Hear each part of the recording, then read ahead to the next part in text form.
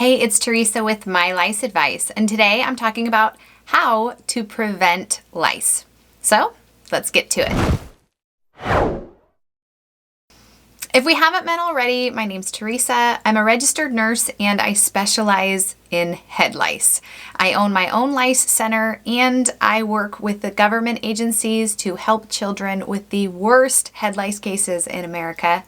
And I own myliceadvice.com, which is where I teach parents how to get rid of lice in one treatment by teaching them how to do a professional lice treatment on their child at home. But enough about me, let's talk about you. If you're researching lice prevention and how to prevent lice, then I'm going to assume you're in one of two categories. Either you've heard that lice is going around at school or among your child's friends, or you recently have had lice and you want to make sure that your child doesn't get it back again. And today I'm going to talk to both groups of people. We're going to talk about the 7 essential principles you need to know to prevent lice. Here we go. Number 1, be in the know. You need to know that lice is spread head to head or hair to hair. Lice do not fly, they don't jump, they don't even move very well on inanimate objects like jackets and backpacks, but they move really well in hair. They can do all sorts of Tarzan moves, moving from one hair strand to another. So lice is passed from head to head over 90% of the time. When you get lice from someone, it's because you had your head up against someone else's head that had lice. Principle number 2, keep your head and your hair to yourself. Since lice passes the most head to head or hair to hair, the best thing you or your child can do to prevent getting head lice is to keep your hair away from other people's hair. So if your child's going to school and you're worried about them getting lice from school, then put their hair up. Put it in a bun or a ponytail or something like that so that the chances of their hair touching someone else's hair is a lot smaller. Also, teach your child not to touch heads. So if they're big time snugglers and things like that, that's the most likely time for them to pass and get head lice. So if you can teach your child, instead of doing these big long hugs, to do a fist bump or to do like a brief hug where they don't touch heads or something, that's going to be your best way to prevent head lice. Principle number 3, get smelly. Lice have a crazy keen sense of smell. And the reason why they're so contagious is because if you have your head next to someone else, they know it. They can smell blood.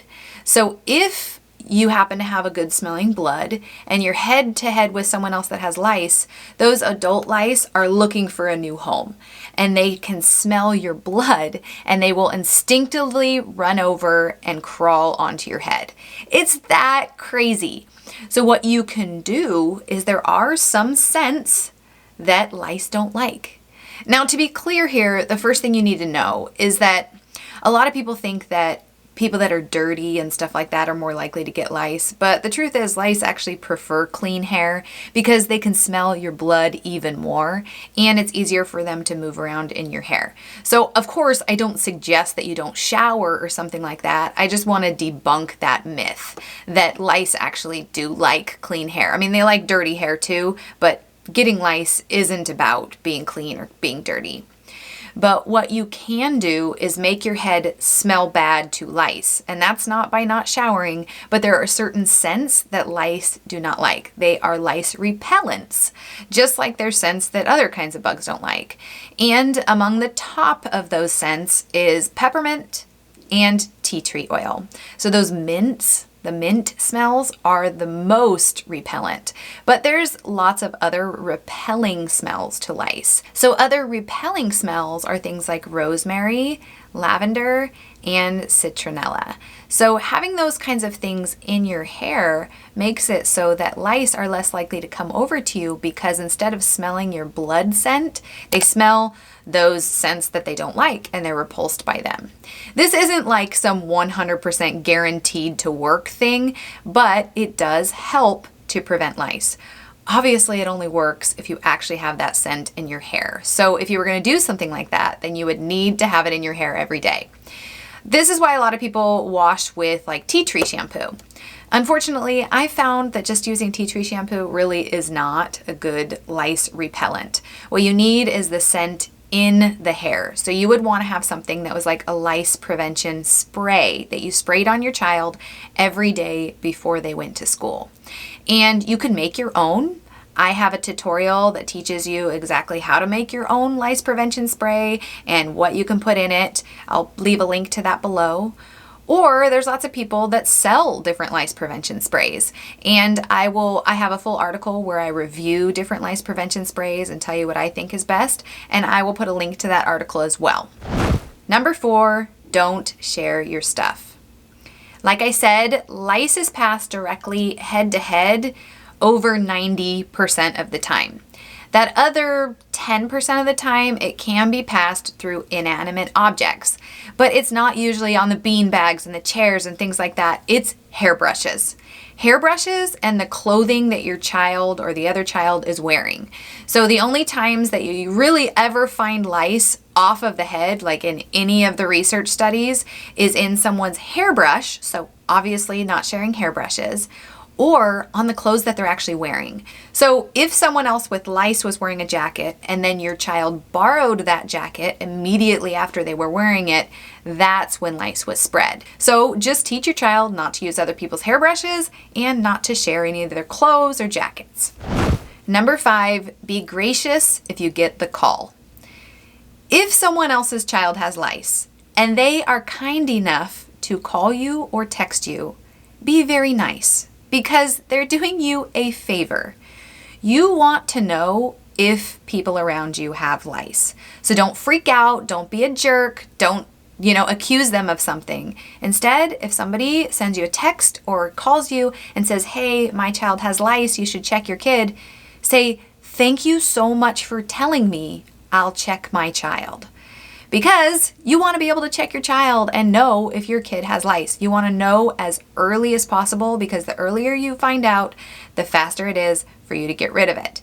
So the best way to continue to have people tell you if their child has lice is if you are very kind and very gracious. If you're a jerk, then people aren't going to tell you in the future if their child has lice. And that's going to make it more likely for you to get lice and to have really bad lice.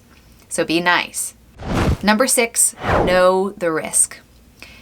There are some people that smell really good to head lice. So you know how I talked about they have a really keen sense of smell? Certain blood types are just smell delicious. And there's other blood types that don't smell good to lice. Have you ever been camping like with mosquitoes and there's one person that gets eaten alive by mosquitoes and then there's other people that don't even notice the mosquitoes, they never get bug bites, stuff like that? The same principle is true of head lice. So some people smell so good to lice that anytime they're up head to head with someone else with lice, they're gonna get it. They're just more likely to get it. And if your child has had lice in the past, then your child is one of those people. So if you have had lice in the past, you need to be way more vigilant than everyone else about head lice prevention, because you're more likely to get it because your child smells good to lice. So I would recommend for someone that has had lice before that you implement all of these principles that I've talked about today. And I have an article on my website, myliceadvice.com, and it's 21 ways to prevent head lice. It's right there on the homepage. And in there, I talk about lots and lots of prevention ways, and I recommend that if your child has had lice before, that you implement as many of those as possible. And principle number 7 is the most important principle of all, and that is, if lice comes back within a month, then you never really got rid of it. So remember I talked about some of you are just looking to prevent lice, but others of you have had lice and you want to make sure you don't get it back. And you have to understand that if lice comes back within a couple of weeks, within a month, then you never really got rid of it. People think that they keep getting lice back from school or something like that, but here's really what's happening. Lice today have become resistant or immune to treatments that used to work in the past. That includes home remedies, over-the-counter treatments, things like that. So what happens with all of these kinds of things is that you kill the weakest lice, but the strongest lice live on, survive, and breed.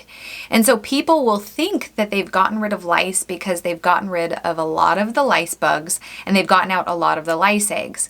But these stronger lice are surviving and they continue to lay eggs and breed and all of this. And you don't know it, you don't see it, because when those baby lice start hatching out of those eggs, they're just teeny tiny. You don't notice them. It isn't until a couple of weeks later that they start growing and they become bigger, and then you have full-blown lice again. Like I said, lice have grown immune to all of the treatments that worked in the past, and that's why I recommend that you learn how to do a professional lice treatment on your child at home and get rid of lice in one treatment. That's what I do on my website, myliceadvice.com. I have a program called Get Rid of Lice Like a Pro, and I teach parents how to do a professional lice treatment on their child at home. They don't use any lice kits. It's not some home remedy. Instead, it's a professional technique that lice professionals like myself use to get rid of lice in one treatment. It's 100% guaranteed to work. Basically, I walk you through a series of short videos and you follow along on your child watching those videos. And then by the time you reach the last video, you press play, you're done with lice. It's gone permanently and it doesn't come back. So if you're someone that has recently had lice and it comes back within a month, then be sure that you check out Get Rid of Lice Like a Pro so that you can get rid of lice permanently. Now I'm going to sum up a couple of points, but I do want you to stick with me because at the end of the summary, I have one more bonus tip for you. So in summary, number 1, be in the know. Understand that lice is really passed head to head, not on objects. And number 2, keep your head and your hair to yourself. Put your child's hair up when they go to school and teach your child not to put their head up against someone else's head. Number 3, get smelly to lice. Remember, there's certain scents that lice don't like, especially mint and rosemary and lavender, things like that. Number 4, don't share your stuff. Just specifically don't share your hairbrushes and don't share your jackets or clothing. Number 5, be gracious if you get the call. Remember, be nice to people if they call and tell you that their child has lice, even if you're freaking out on the inside. And number 6, know the risk. If you've had lice in the past, you are way more likely to get it in the future because you know that lice like the smell of your blood. And number 7, if lice comes back within a month, then you never really got rid of it. So be sure that if that happens to you, you go to myliceadvice.com and check out Get Rid of Lice Like a Pro. Now here's my top tip for lice prevention. Lice is usually passed by close friends or family members. In fact, lice is the most contagious within a family. About 80% of siblings get lice, and about 50% of parents get lice. And that's because lice passes head to head. I mean, think about it. How many times has your child crawled into bed with you this week? I really wish I weren't raising my hand right now. Now, the other place is for your child to get it from their closest friends. So if your child ever gets lice, be sure that you check everyone in the home because it's very likely that it passes other people in the house.